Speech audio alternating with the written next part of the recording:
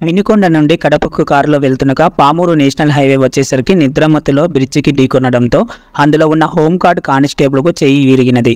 అందులో ఉన్న మరి ఒక్కరు నడుము, కాలు, చెయ్యి బలంగా గాయాలు కావడంతో అతనికి తిరుపతికి తరలించారు స్థానికులు.